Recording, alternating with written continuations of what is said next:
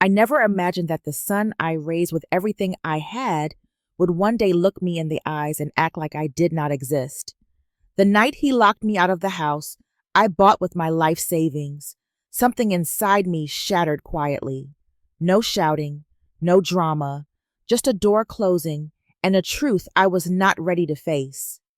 In that moment, I realized love could be erased with a single lie, and betrayal could wear the face of family. This is how my life unraveled and how I learned to rebuild it. Before we dive into today's story, take a moment to share where you're watching from. We love seeing how our stories bring people together from every corner of the world. Your thoughts and comments are what make this community so special, and we're truly grateful to have you here.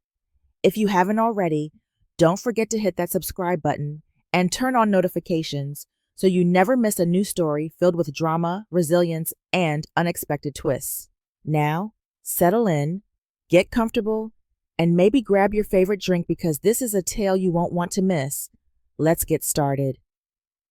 My name is Margaret Maggie Whitman, and I am 63 years old.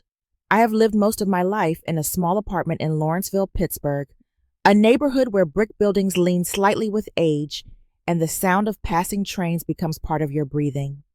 I worked as a night shift nurse at Allegheny General Hospital for 25 years, and I retired quietly, without parties or speeches, the same way I lived, without drawing attention to myself. I became a widow at 40. My husband passed away suddenly from a heart condition, leaving me with a 10-year-old boy and a stack of unpaid bills. From that day forward, I learned how to be both mother and father, provider and comforter, disciplinarian and protector. There was no safety net waiting for us. There was only me, my uniform, and my determination not to let my son feel abandoned by life. Working nights was never easy. While other people slept, I walked hospital corridors under fluorescent lights, checking monitors, changing dressings, and holding the hands of strangers in their final hours. I learned how to survive on coffee and half-eaten sandwiches. Sleep came in fragments. Some mornings, I sat on the edge of my bed too tired to remove my shoes. Still, I went back every night because steady pay meant stability for Ethan. Over time, my body began to protest. My lower back ached constantly. My fingers stiffened in winter. My shoulders carried tension that never fully disappeared. I rarely saw a doctor. Every appointment meant money that could be saved instead. Pain, I told myself, was temporary. Opportunity was not. My apartment reflected that mindset. It was small, narrow, and slightly crooked, with peeling paint near the windows and a radiator that knocked loudly every winter night. From my bedroom, I could see the railroad tracks. Sometimes, when freight trains passed at dawn, the walls trembled. I learned to sleep through it. I had no car, no fancy furniture, no decorations beyond framed photographs of Ethan at different ages. I lived carefully. Every dollar had a purpose. I shopped at thrift stores, repaired clothes myself, and kept grocery receipts in a drawer to track expenses. I packed my lunches and declined invitations that required spending. I did not call it sacrifice. I called it planning. All of it was for one reason: my son's future. From the time Ethan was young, he dreamed big. He talked about nice neighborhoods, clean streets, and houses with front porches and gardens. When he mentioned Fox Chapel for the first time, I looked it up and saw homes that cost more than I could imagine. Still, I told him he could live there one day. I believed it, because believing was free. He was a good boy, polite, curious, hardworking. He used to wait for me after school and walk home with me when my shift ended early. On weekends, he helped carry groceries and folded laundry without being asked.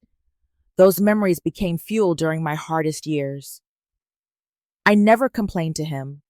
I never listed what I gave up. I believed love meant endurance. It meant staying silent when tired, smiling when lonely, and trusting that everything I did would bring us closer. For a long time, I thought it had. If you are still watching and feeling the weight of this beginning, please comment number 1 below to let me know you are with me. The real storm is only starting, and what happens next will change everything. Now, let us move on to chapter 2. For a long time, I believed that everything I had done had brought my son and me closer. I believed that sacrifice created invisible threads between people, threads that could never be broken. That belief was still strong the morning I decided to visit Ethan at his new house in Fox Chapel. I woke up before sunrise and stood in my small kitchen, chopping carrots and celery for chicken soup. Cooking had always been my way of showing love. When Ethan was young, I made soup whenever he caught a cold or stayed up too late studying. I poured the finished soup into a plastic container, sealed it carefully, and wrapped it in a clean towel so it would stay warm. Then I stood in front of my closet for several minutes, choosing the least worn blouse I owned and my gray coat with the mended sleeves. Before leaving, I checked the address on my phone 3 times. Even after all these years, I still worried about getting things wrong. The bus ride took nearly an hour. It carried me through neighborhoods that changed slowly, block by block. Old brick houses turned into polished townhomes. Small grocery stores became organic markets. Broken sidewalks became smooth stone walkways. By the time I reached Fox Chapel, I felt like I had crossed into a different world. Ethan's house stood at the end of a quiet street lined with maple trees. The lawn was trimmed perfectly. 2 cars sat in the driveway, both newer than anything I had ever owned. I paused at the gate, suddenly unsure of myself. My reflection in a parked car window showed gray hair, tired eyes, and a coat that did not belong there. A woman jogging past glanced at me briefly, then looked away. Another neighbor stood watering flowers and pretended not to notice me. I realized, in that moment, how visible I was and how invisible I felt. I walked up the front steps and rang the doorbell. When Ethan opened the door, his smile faded instantly. His shoulders stiffened. He did not step aside. He did not invite me in. Instead, he stood in the doorway as if guarding it. He glanced behind him, then back at me. His voice was low and tight. "Mom, what are you doing here?" I lifted the container slightly. "I brought you soup," I said softly. His eyes darted down the street. "You should have called first." "I just wanted to see you," I replied. He exhaled sharply. "This is not a good time." There was something in his tone that made my stomach tighten. "I will not stay long," I said. "Just a few minutes." He shook his head. "You do not fit here. People notice. It is embarrassing." The words landed slowly, one after another, like stones sinking into water. "I am your mother," I whispered. He avoided my eyes. "Please, just go. Do not come back without calling."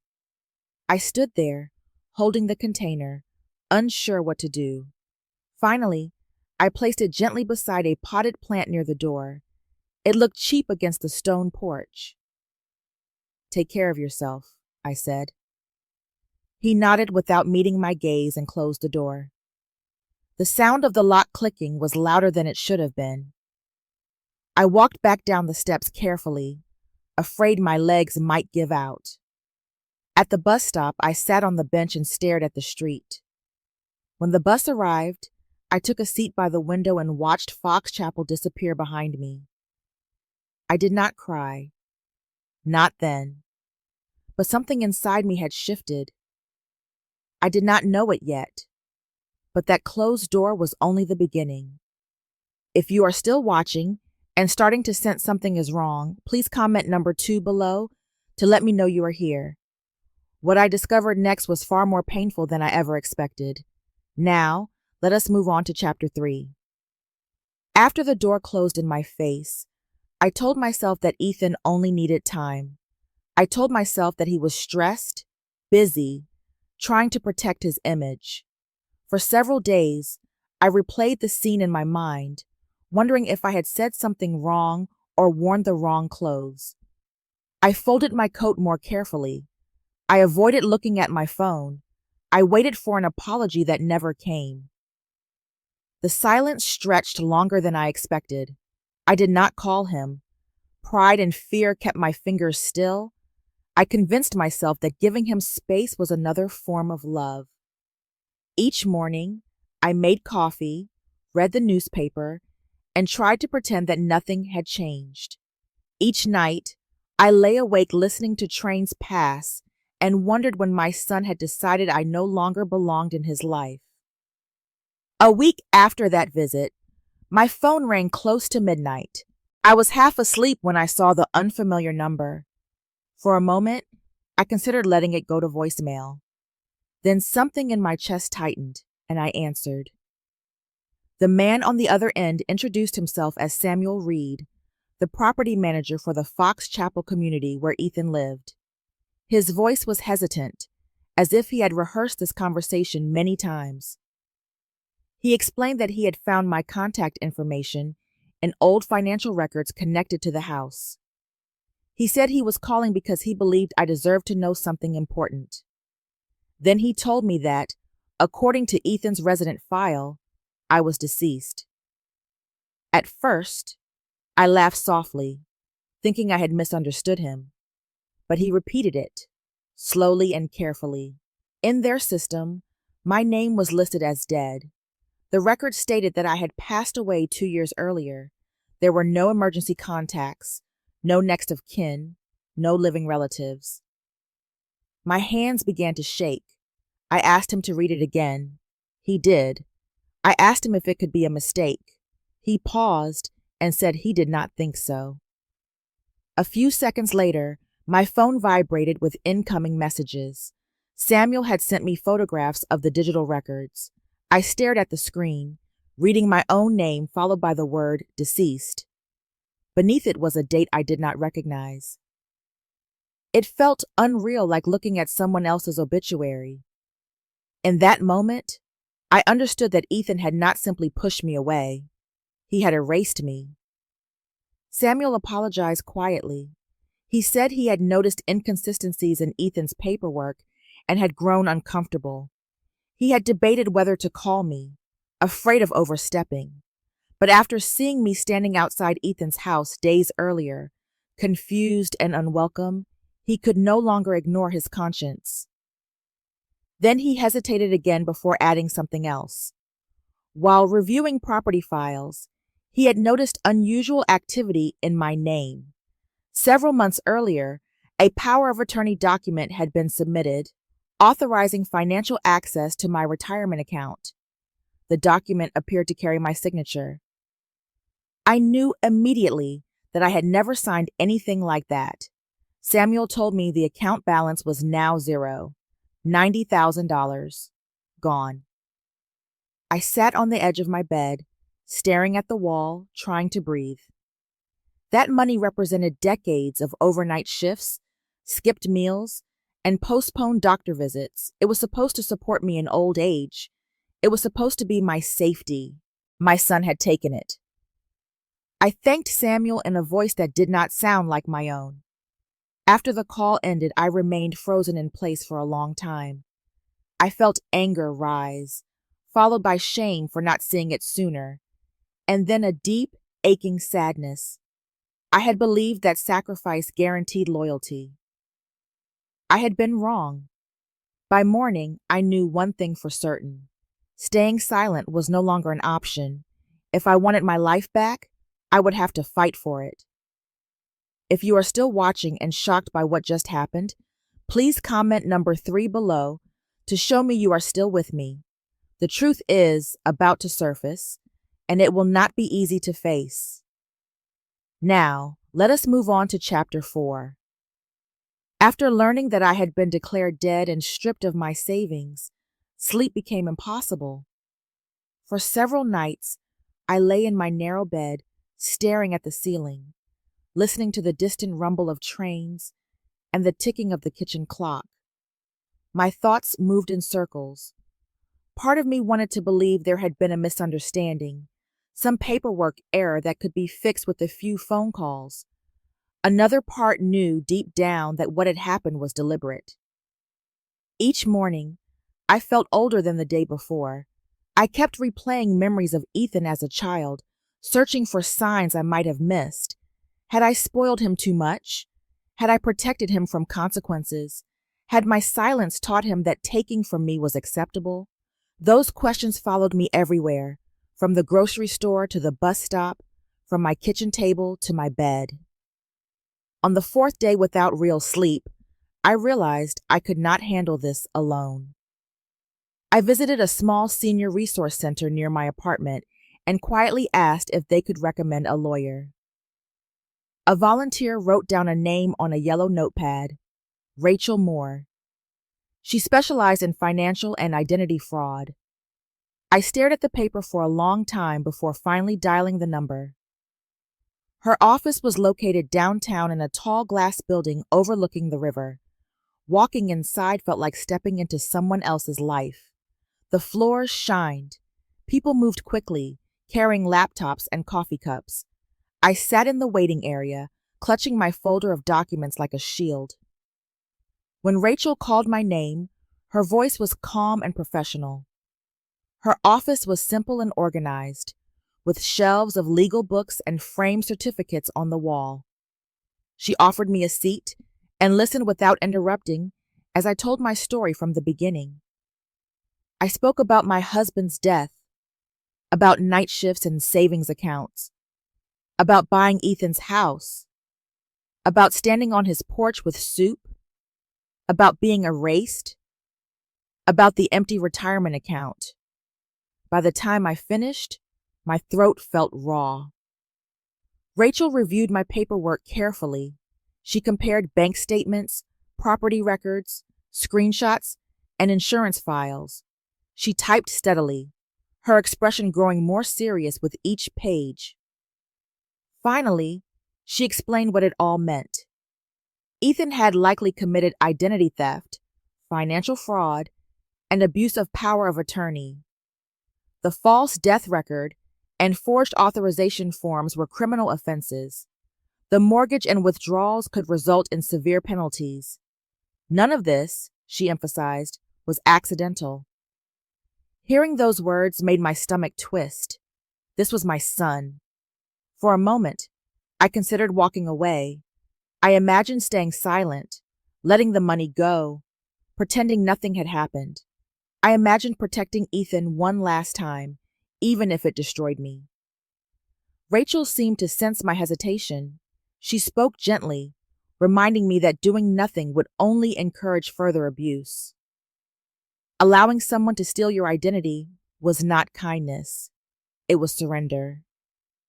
That night, I sat alone at my kitchen table and thought about my future.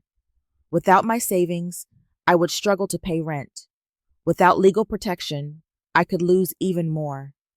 I realized that my silence would not save Ethan. It would only teach him that betrayal had no consequences. The next morning, I called Rachel and told her I was ready to proceed.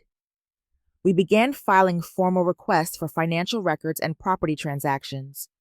She contacted banks, insurance companies, and county offices. We applied for temporary legal protections to prevent further transfers.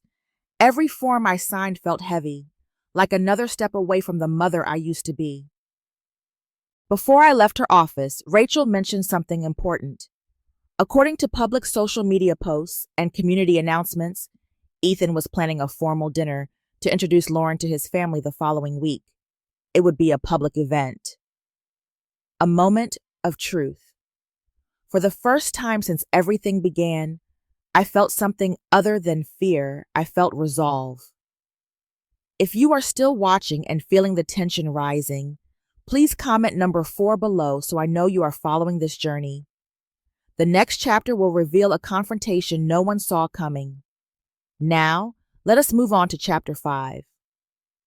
In the days leading up to the dinner, I lived in a constant state of quiet tension.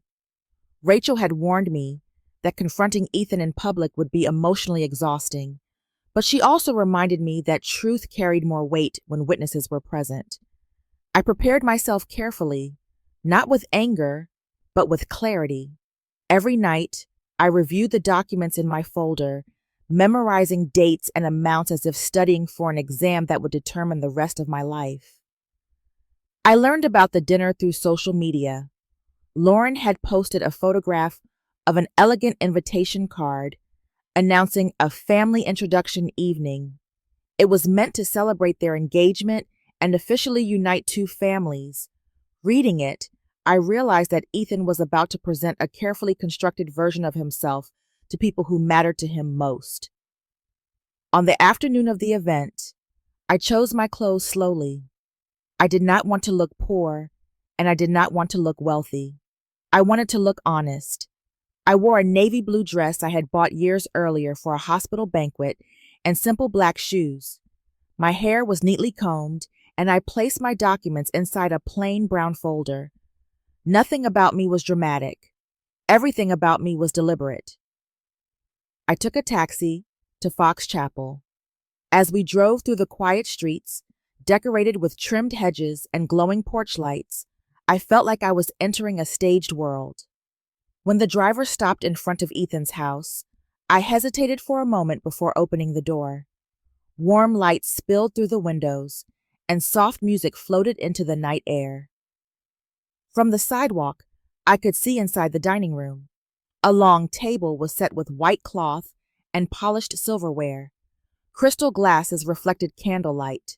Guests, dressed in tailored suits and elegant dresses, laughed easily.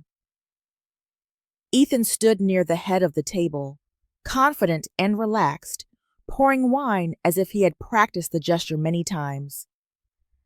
Then I noticed two unfamiliar faces seated beside him.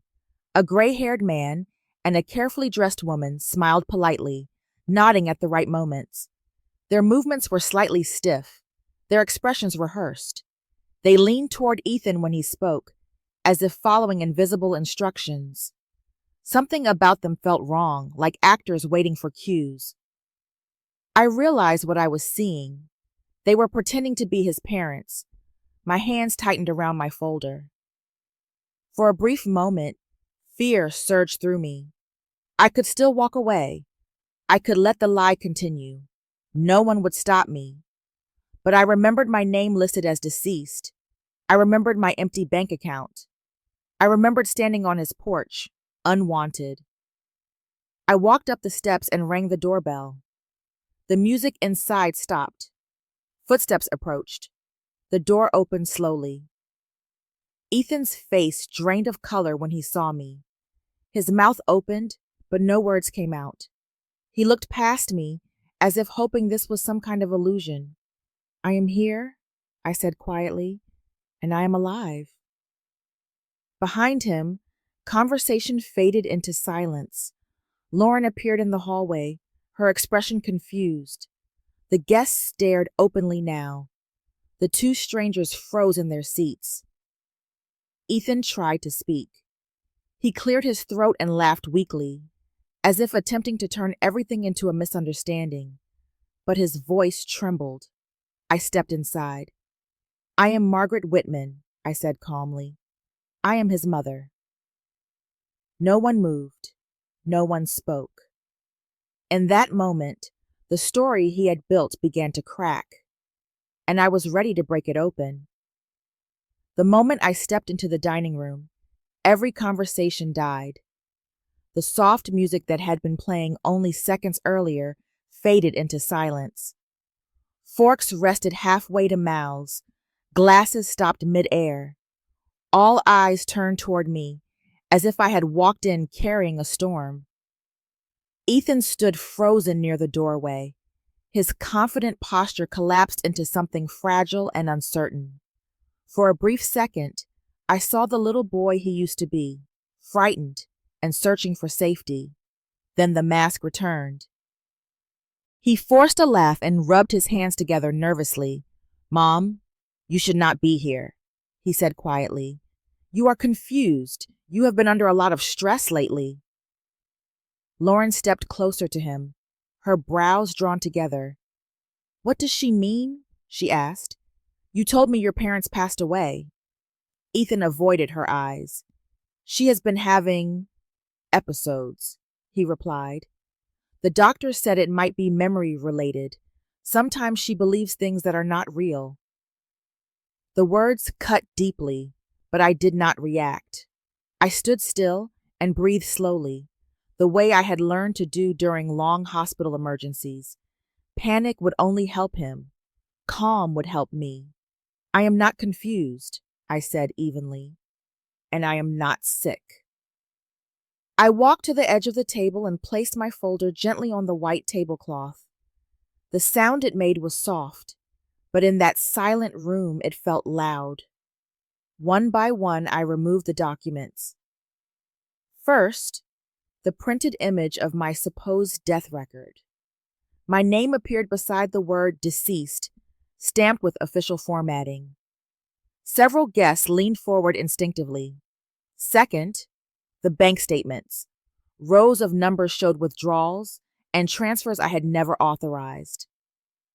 Third, the power of attorney form, bearing a signature that looked like mine but was not. Fourth, the mortgage file showing a loan taken out in my name against the house. I did not sign these, I said quietly. I did not approve these, and I did not die. Mr. Bishop, Lauren's father, picked up the paper slowly. His face hardened as he read. Mrs. Bishop pressed her lips together, her eyes narrowing. Lauren's hands began to tremble as she scanned the documents. Ethan, she whispered, is this true? Ethan's breathing grew shallow. She is manipulating things, he insisted. Anyone can fake papers. She wants attention. She wants money. I looked at him steadily. You already took my money, I replied. The room filled with murmurs. Whispers spread from chair to chair. Lauren stepped back as if she no longer recognized the man in front of her.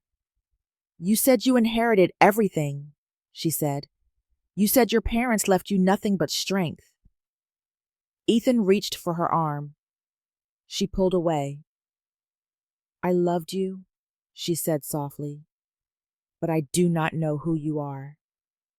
Sweat gathered on Ethan's forehead. He began speaking faster, offering explanations that contradicted one another.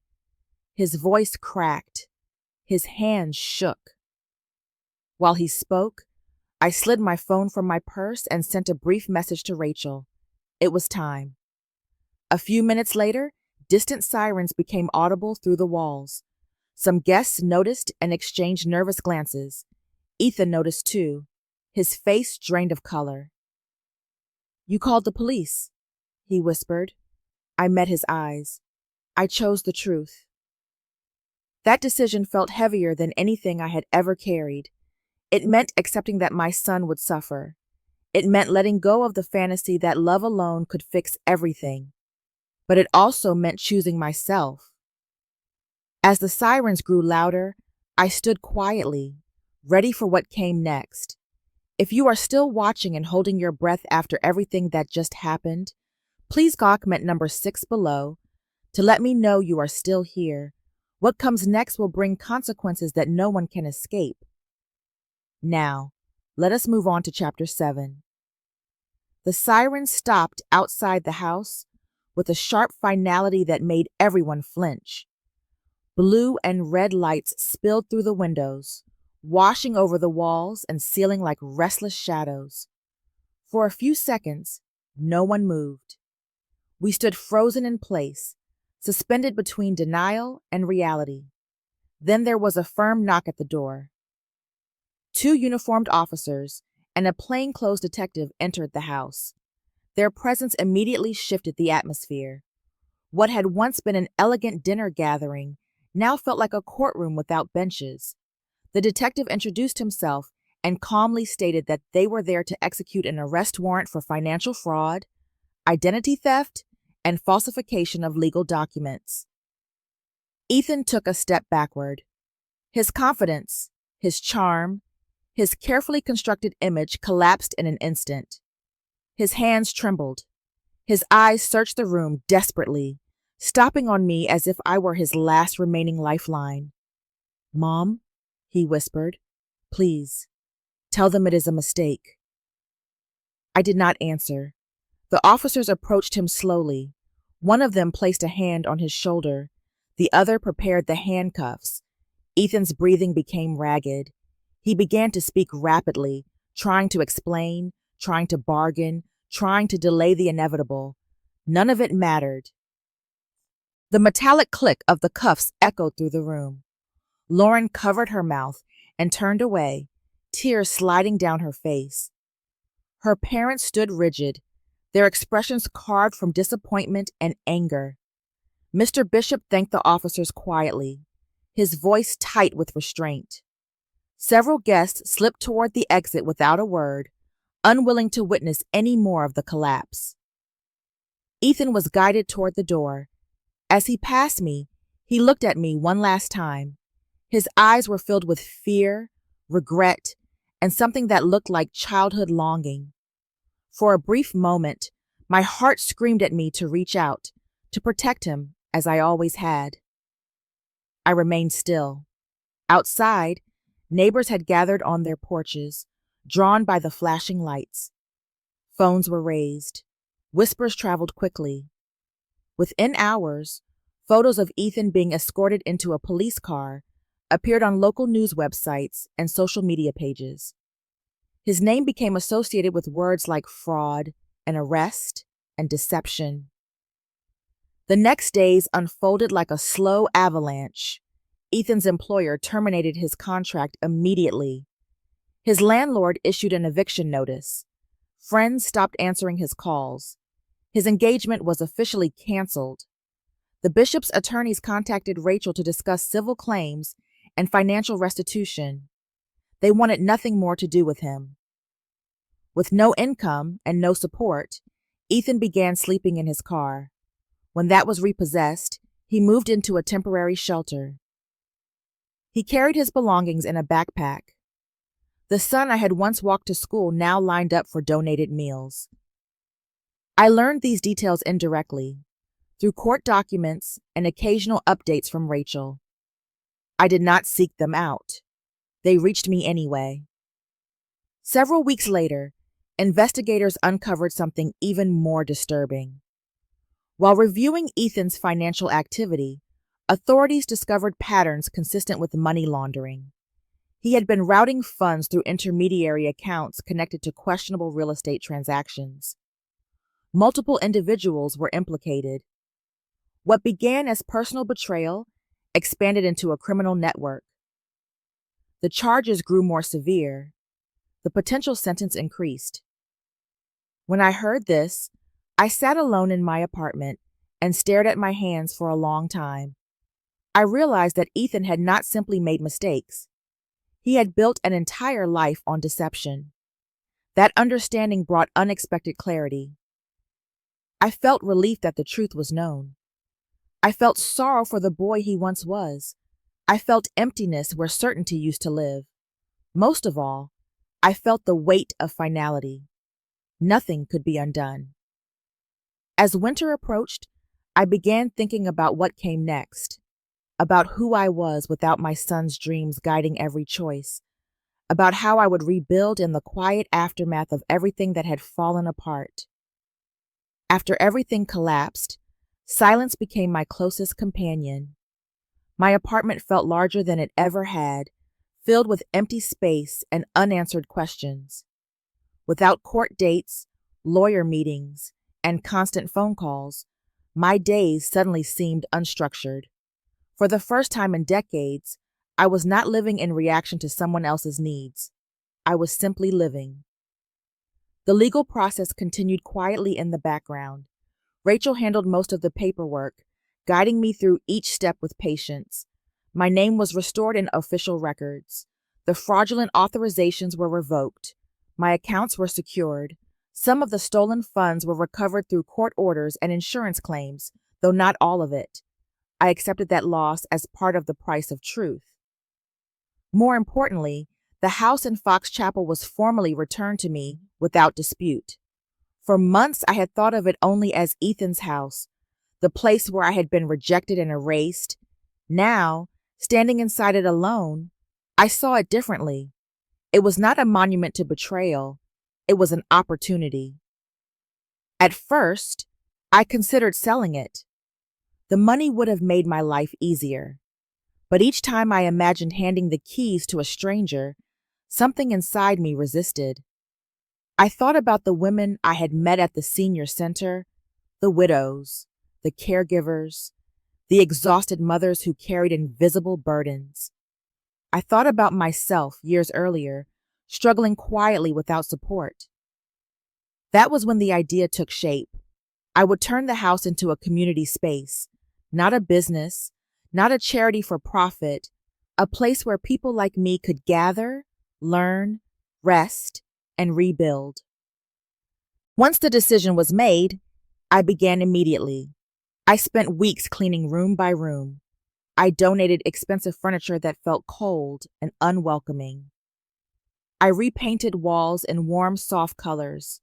I replaced heavy curtains with simple ones that let sunlight in. I bought folding tables, secondhand chairs, and sturdy shelves from local stores. Whenever possible, I did the work myself, reminding my body that it was still capable. Slowly, others joined in.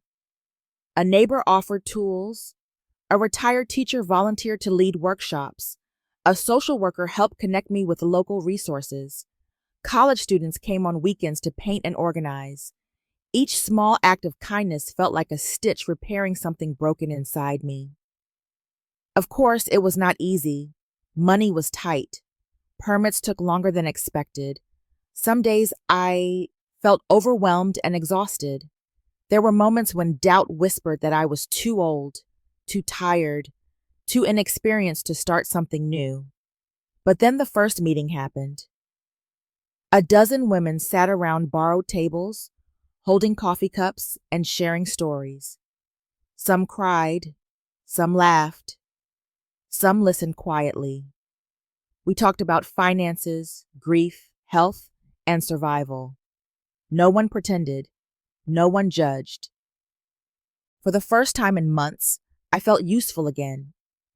The community meals followed, then small workshops, then informal support groups.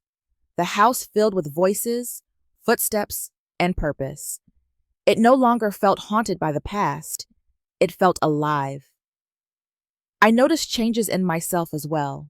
I slept better. I stood straighter. I laughed more easily. The bitterness I had carried began to loosen its grip. I was no longer defined by what had been taken from me. I was defined by what I was building. One evening, after locking up, my phone rang. The number was unfamiliar. I stared at it for a long moment before answering. Somehow, I already knew who it was, and I knew that my next test would not be legal. It would be emotional. If you are still watching and wondering how this story could possibly end, please comment number 8 below to show your support. The final chapter holds the most emotional truth of all. Now, let us move on to the conclusion.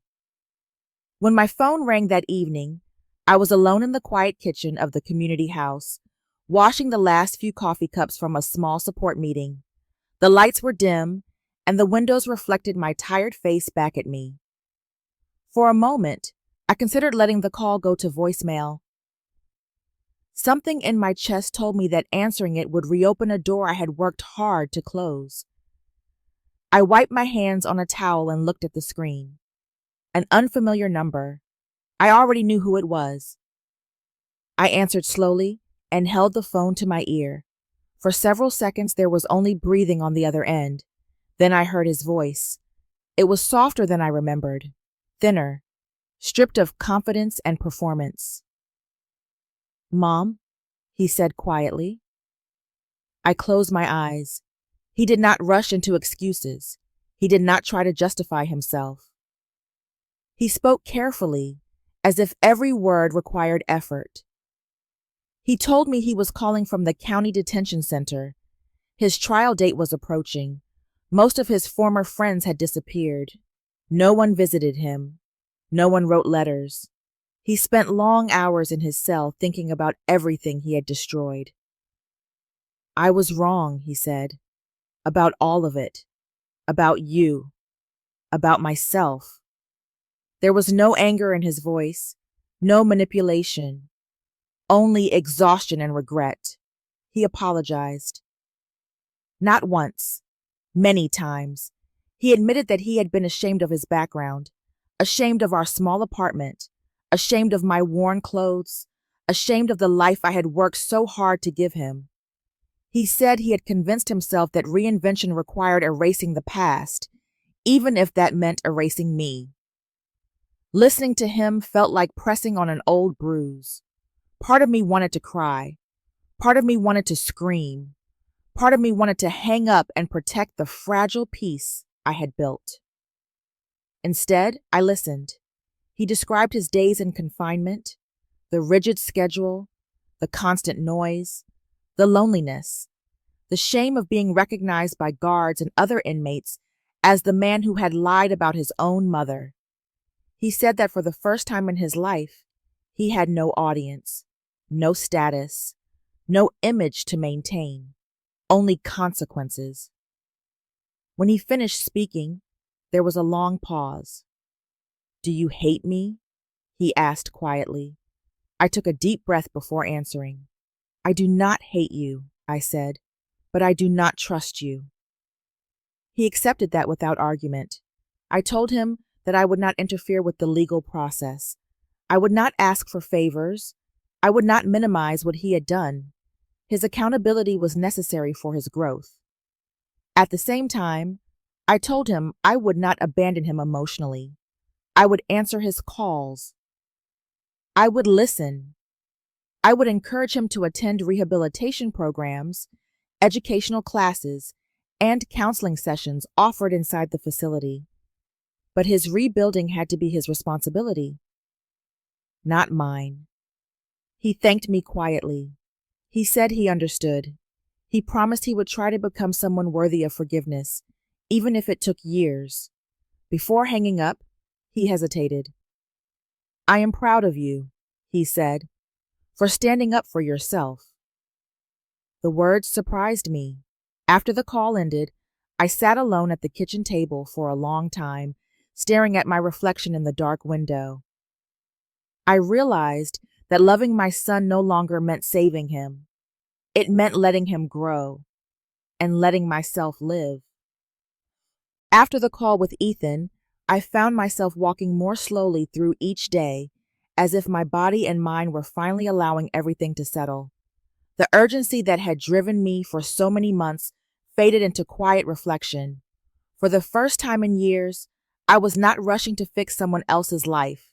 I was learning how to live my own. In the evenings, after the community house emptied and the chairs were stacked neatly against the wall, I often sat alone by the front window and thought about my past. I remembered my early years as a nurse's aide, working night shifts and double weekends, saving every spare dollar for a future that was never meant for me. I remembered skipping vacations, declining invitations, and convincing myself that exhaustion was proof of love. I had believed that sacrificing everything made me a good mother. Now I knew better. Looking back, I saw how often I had protected Ethan from disappointment, how quickly I had stepped in when life became uncomfortable for him, how rarely I had said no.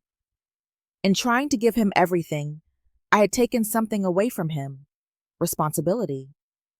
And I had taken something away from myself, dignity. That realization did not come with bitterness. It came with clarity. My life today looks different. I wake up without anxiety tightening my chest. I eat breakfast slowly. I rest when I am tired. I decline requests when they stretch me too thin. I no longer feel guilty for choosing peace. The community house has become a second home. Every week, Women gather to learn about budgeting, employment, healthcare, and emotional boundaries. Some arrive feeling invisible, just as I once did. When I listen to their stories, I hear pieces of my own reflected back to me. And when they leave standing taller, I know my pain has not been wasted. My relationship with Ethan remains careful and honest. We speak occasionally. Our conversations are respectful but restrained. He updates me on his classes and counseling programs. I encourage him without rescuing him. There is space between us now, but it is healthy space. It allows growth instead of dependency. I have learned that love does not require self-erasure. It requires wisdom. It requires courage. It requires boundaries. To every woman who has given until she felt empty, I want to say this. Your worth is not measured by how much you endure. To every mother who has confused sacrifice with obligation, I want to say, you deserve a life beyond survival. To every person who has been erased by someone they loved, I want to say, you are still here, and that matters. Some evenings, I stand on the front porch of the house in Fox Chapel and watch the sun sink behind the trees. Laughter drifts from inside. Children play in the yard. The lights glow warmly through open windows. The door remains unlocked. Not because I am careless, because I am no longer afraid. This house was once a symbol of betrayal. Now it is a symbol of truth. I was locked out. I was erased. I was broken. And I rebuilt myself anyway. My name is Margaret Whitman. I am still standing, and I am finally home. In the end, every journey of loss and rebuilding teaches the same quiet truth. Strength is not found in endless sacrifice, but in learning when to stand for oneself. Pain does not disappear simply because time passes.